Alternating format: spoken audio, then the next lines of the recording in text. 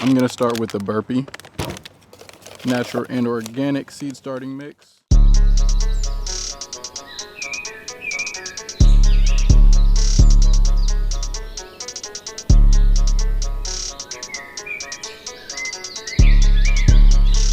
Impressive.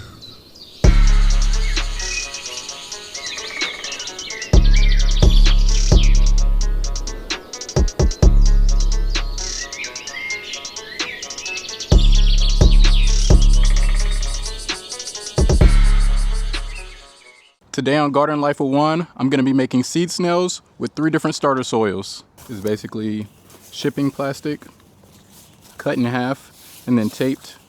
And then what you do is put the dirt on the inside, roll it up, and you basically have your seeds planted on the top. I'm going to use 3 different types of starter soil: Jiffy, Back to the Roots, and Burpee, just to see which is the best, and just to have a little bit of variety. First thing I'm gonna do is put the dirt here, spray it down with some water, and then roll it up, tape it off, and then add the seeds. So I'm gonna start with the Burpee.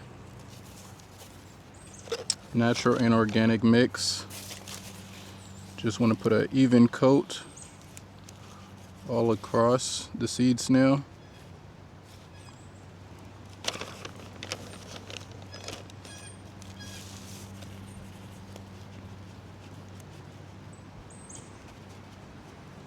Nice even coat. Doesn't have to be thick at all. It can actually be pretty thin. And what this does is allows for a lot less stressful way of starting the seeds, and when you go to transplant them, it's a lot less stressful. And I'm just gonna wet the soil. Get my seeds out the way, I don't want them wet.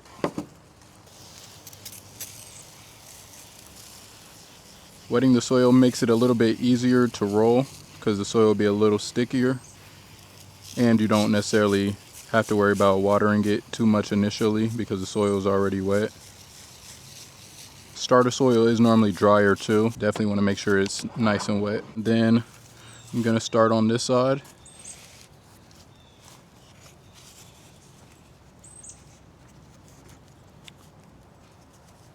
And just roll.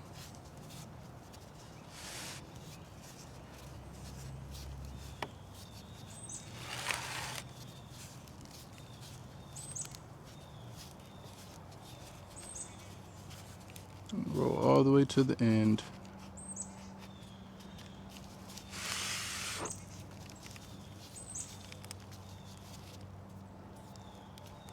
I'm going to add 2 strips of packaging tape. Packaging tape does work really well, even through the if it gets wet at all. And then I'm going to add another piece of tape.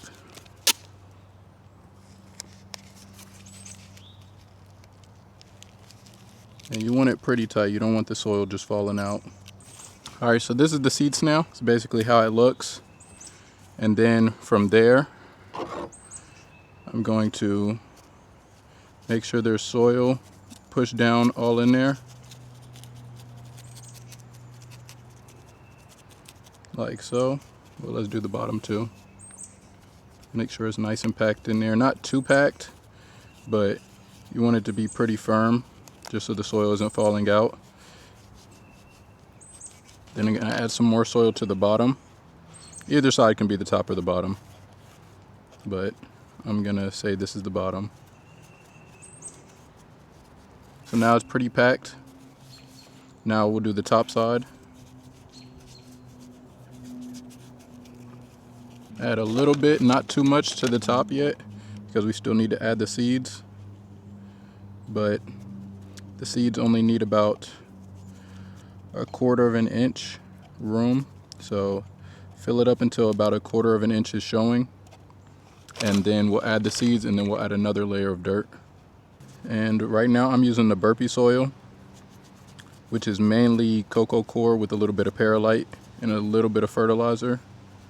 The fertilizer ratio is 0.06, 0.03, 0.03. So it doesn't have a lot of fertilizer at all. Really low amount of fertilizer. The Jiffy does not say. In the back to the roots is a 0.08 to 0.02, 0.02. So a little bit more nitrogen, but a little bit less phosphate and potassium, which is better for starting seeds. You don't need a lot of the other nutrients, really just need nitrogen. What seeds do I want to start? I definitely have a lot of herbs. Definitely want to do a lot of herbs this year. Have some tomatoes, pear tomatoes, yellow and red. There's some thyme, some carrots, which I'll probably direct sow those, tomatillos, some ducat dill, toothache plant. I grew like 1 or 2 of those last year. Lemon mint. It's been about 2 years since I grew that. Lots of different types of basil, licorice basil, lime basil, lemon basil, cinnamon basil, Siam queen basil, purple ruffles basil, some caraway. I don't know if there's any seeds in there, maybe.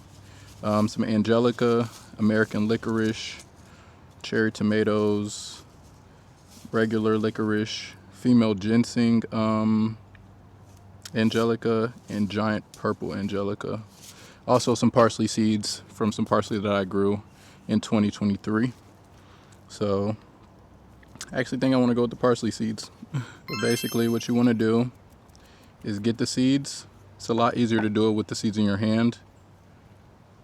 And then just sprinkle them around that spiral. All the way around. So I'm going to add another layer of soil. Thin layer, just to cover the seeds lightly. Only about 1/4 of an inch max, just so that they're covered, but still not too much soil that it's hard for them to break through the surface, because we want them to break through the surface quicker. And then gonna pat down the soil just very lightly. Nothing like when we started the seed snail, just very lightly, just to kind of hold the shape of the soil and get the seeds in place. Now, gonna spray the top.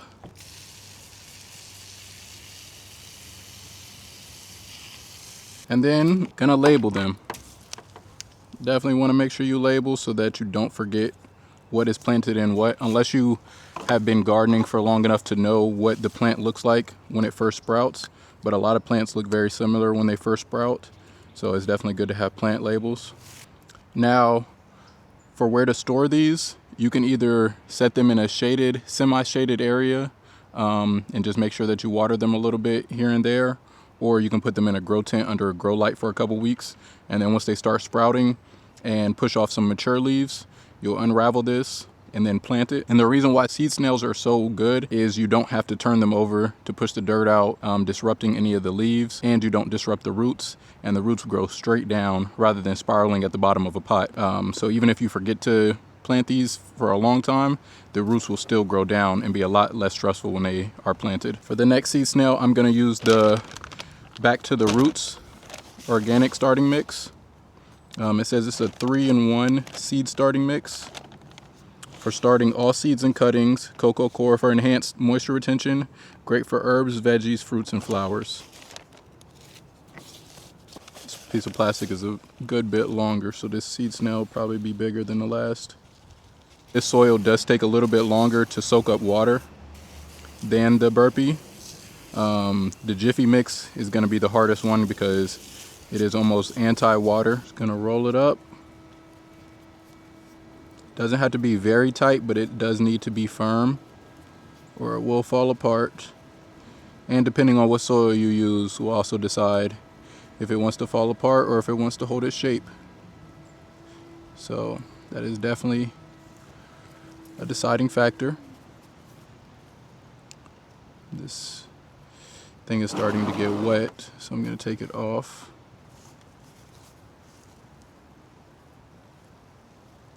And then we'll put it back on after.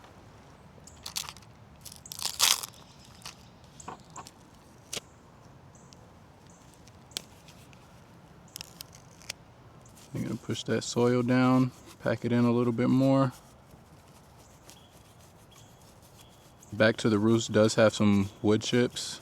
in it. I'm gonna fill this one with just Back to the Roots potting mix, but for the future, I will probably use the Back to the Roots potting mix for the inside of the snail, and then the burpee as the top layer, just because it'll be a little bit easier for the seed to push through. But I do like the wood chips because they will break down over time and add more nutrients, and it'll be a lot better drainage for the roots so that they're aerated a lot more. So I do think that those together would be a good mix, probably better than both of them separately. So the bottom, I'm gonna add some more soil to fill it in.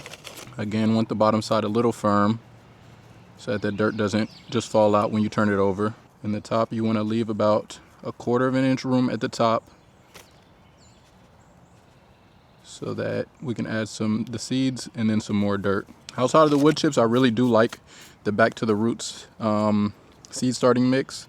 It would probably work a lot better if I was using just a regular pot, but with the seed snails, it's not as good because of the wood chips, but I do like how dark the dirt is and how aerated it looks like it'll be. For this one, let's try some cherry tomatoes. And again, you just want to sprinkle those seeds around the spiral. Maybe seed snails aren't the best for growing tomatoes because it's making me want to fill up this whole snail with tomato seeds, and I don't necessarily need this many tomato plants by any means, especially with how easy it is to clone tomatoes. I'm just gonna do cherry tomatoes in here, but for the future I would probably put cherry tomatoes, beefsteak, all of my varieties of tomatoes into one seed snail. And I don't necessarily need to know what is what until it grows, but for the sake of this. And then I'm gonna add a little bit more soil to the top. Nice even coat, get some of these wood chips out.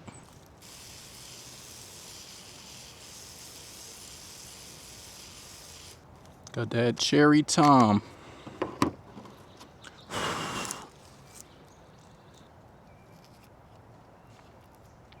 Add that label. Now I can set that to the side. So for this last seed snail, I'm gonna use the Jiffy soil, which I'm not gonna lie, has been my least favorite so far. I really like how, all right, not completely my least favorite, just until it starts to really get wet, it's a very, very anti-water soil for some reason. The other two soils are mainly cocoa coir, which is basically like the hairy part of a coconut. And this is peat moss, which is basically moss. But when it gets dry, it really becomes very anti-water until it's wet. Once it's wet, it's nice, but it's pretty difficult to get fully wet. If you are to use Jiffy, one thing I would recommend is wetting the soil the night before you want to use it, so that it has already absorbed a lot of the water. It's like you have to keep wetting it. Like if I move that, it's completely dry under that top layer. Somebody in my comment said it was like kneading dough, and that's exactly what it's like. It's like you have to knead the water into the soil, which can be annoying and very dirty. All right, I'm gonna water it one more time, and then I'm gonna just roll it up, and I'll have to water it from the bottom. And basically watering it from the bottom is just setting it in a tray and filling the tray with water, and then allowing the water to soak up from the bottom of the pot rather than trying to water on the top, which is definitely needed for this Jiffy soil.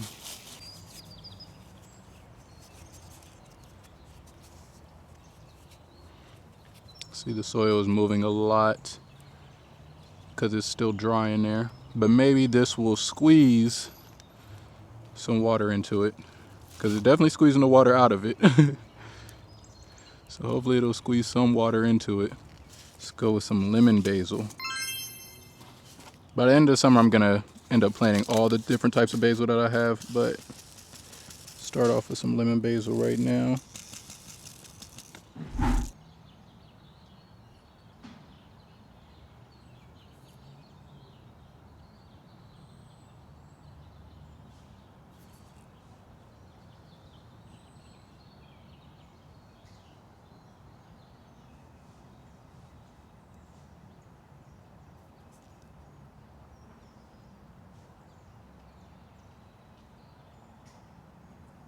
And then gonna fill it up with another little layer of soil.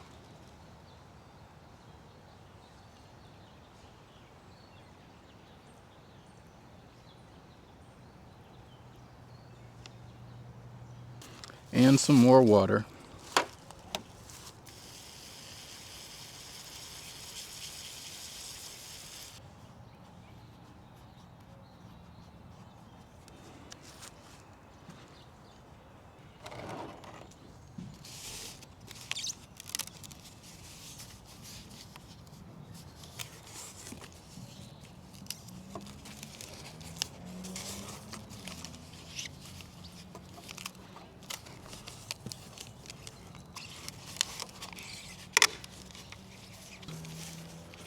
And that's the one thing I don't like about it. I love how dark the dirt is. And that it, out of all of the three mixes, this one has the most variety of dirt. It says that it has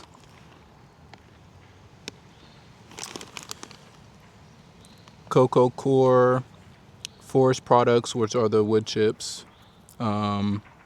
perlite, gypsum, and fertilizer, whereas the burpee only has cocoa coir and perlite, so it doesn't have any gypsum or wood chips, which I don't have the biggest problem with the wood chips outside of the size of some of them. If they were broken down a little bit more, I think it would be a lot better.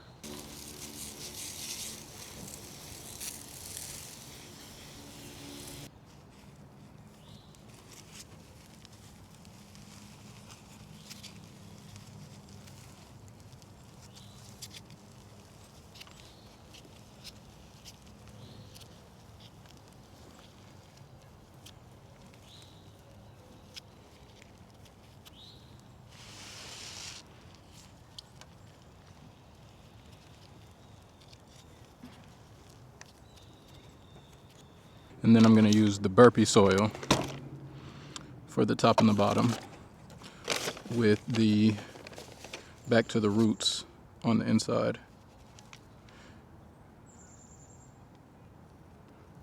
And as you can see, the burpee soil is still pretty dark. So dark brown, but the back to the roots is almost black. Let's try some of these giant purple angelica.